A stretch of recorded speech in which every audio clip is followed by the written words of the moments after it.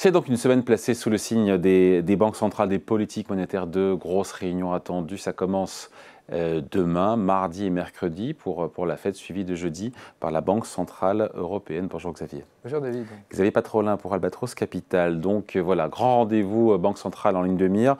La Fed qui se dirige vers une pause monétaire des taux Fed Fund qui pourrait rester dans cette fourchette de 5 à 5,25%. C'est une probabilité, cette probabilité d'un statu quo qui est évaluée à 70% par l'outil FedWatch du Chicago Mercantile Exchange, qui est donc la bourse de Chicago. Ce statu quo, il est attendu, il est logique?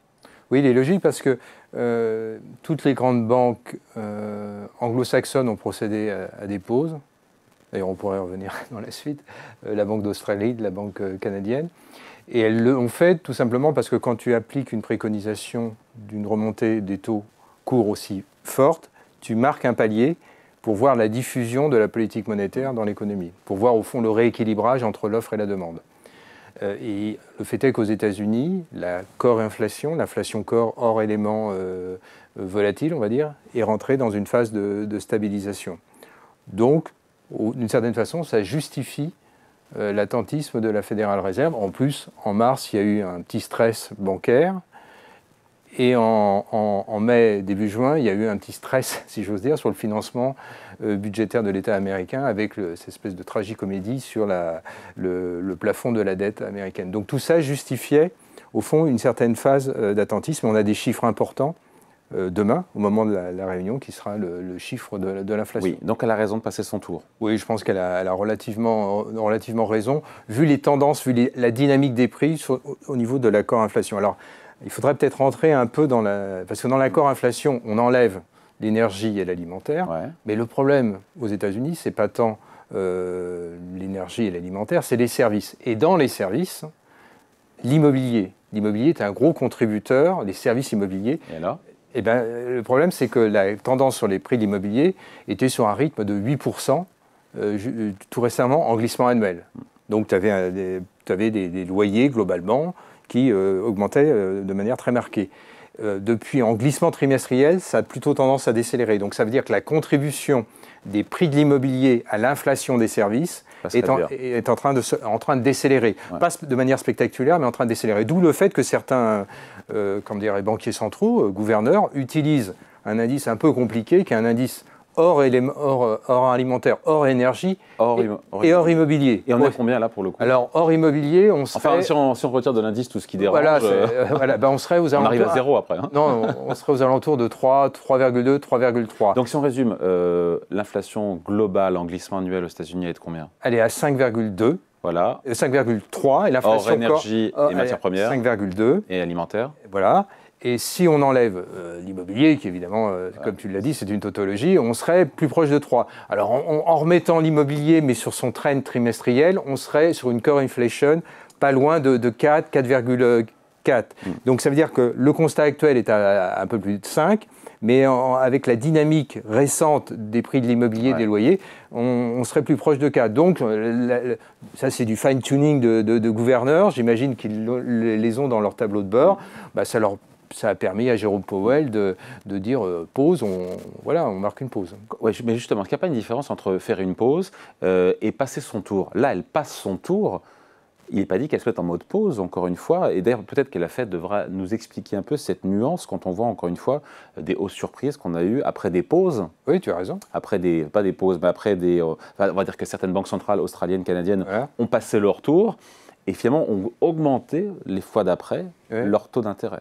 C'est une situation d'attentisme. Alors, on va jouer sur les mots, pause, pas pause. C'est une situation d'attentisme. C'est pour voir un peu ce qui se passe en termes de rééquilibrage de l'offre et la demande. Tu sais très bien que la politique monétaire se diffuse avec un délai de diffusion. Ce n'est pas à effet immédiat. Il y a globalement 12 à 18 mois dans la diffusion. Donc, on y est là. On rentre dans cette séquence-là. Donc, globalement, la Fédérale Réserve a rattrapé son tard par un mouvement très, très rapide, très puissant, quasiment sans équivalent dans l'histoire de la politique monétaire. Maintenant, elle marque une situation d'attentisme. Elle veut, au fond, les banques centrales veulent éviter l'erreur de politique monétaire, c'est-à-dire d'aller trop loin. Souviens-toi qu'il n'y a encore pas très longtemps, le phénomène inflationniste était considéré par les banques centrales comme un phénomène transitoire. Bon, je pense qu'elle conserve cette idée-là. C'est-à-dire que l'inflation est un phénomène transitoire, mais pas dans la façon dont elle l'exprimait il y a encore de 12-18 mois. Par contre, le retour à la tendance, retour à l'objectif va être beaucoup plus lent. Ouais. Et donc c'est ça qu'elles essayent de mesurer. Et là-dessus, tout le monde est un peu dans le brouillard. Donc on essaye de ne pas faire d'erreur de politique monétaire, surtout quand, aux États-Unis, tu as eu un psychodrame sur le financement budgétaire américain. Et en plus, tu as eu un petit stress bancaire. Donc, oui. Alors maintenant, sur les derniers chiffres... Alors, on a un chiffre qui va sortir demain, c'est l'indice des prix à la consommation pour le mois de mai. Et là, on dit qu'est-ce qu'un mauvais chiffre pourrait tout changer et invalider ce qu'on vient de dire là? Je ne crois pas, mais parce que la Banque centrale se déjugerait. Mais par contre, ça impacterait immédiatement son discours. Et donc, dans son discours, dans la conférence de presse de Jérôme Powell, immédiatement, j'imagine, en tout cas, ça sera sa feuille de route que lui donneront les gouverneurs, il indiquera que pour la prochaine réunion... Que tout est ouvert. Non seulement que tout est ouvert, mais qu'il y a une hausse de taux à la prochaine réunion de juillet, et que probablement, il faut probabiliser une deuxième hausse de taux de 25 points de base ultérieurement. En septembre. Voilà, à mon avis, c'est ce qu'il dira. Sur le chiffre de demain, en supposant qu'il ne soit pas bon, qu'ils prennent la décision, malgré tout, la communication qu'ils ont eue depuis un mois, de remonter les taux, je pense que ça serait relativement étonnant. Mais tu as raison, il y a un élément qui les inquiète quand même malgré tout, c'est que on a vu le marché de l'immobilier se stabiliser, on a vu l'indice, notamment l'indice Case-Shiller, reprendre depuis février, mars. Et donc ça, c'est pas une bonne... L'indice Case-Shiller, c'est l'immobilier. L'indice Case-Shiller, sur les 20 plus grandes agglomérations. Eh ben ça veut dire que notamment la baisse des loyers ne va pas être aussi spectaculaire que prévu. Et donc c'est ce qu'ils attendent, parce qu'ils attendent la contribution de la baisse de l'indice des loyers. C'est la ligne Shelter, il y a une centaine de composantes, l'indice Shelter. C'est celui-là qu'il faudra regarder demain, à mon avis. C'est de combien il varie en glissement annuel et de combien il varie en mensuel.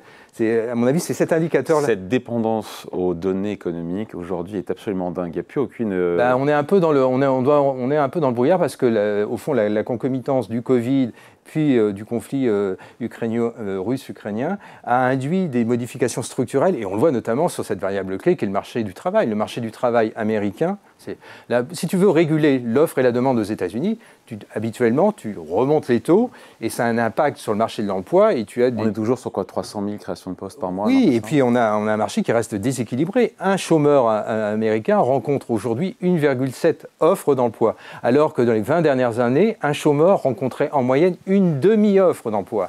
Donc ça veut dire que c'est un marché qui est structurellement en état de pénurie, et donc ça veut dire que l'action de la politique monétaire sur le marché du travail, qui est l'une des composantes de la demande, est beaucoup plus faible. Donc ça veut dire que tu as des salaires qui progressent sur un rythme de un peu plus de 4%.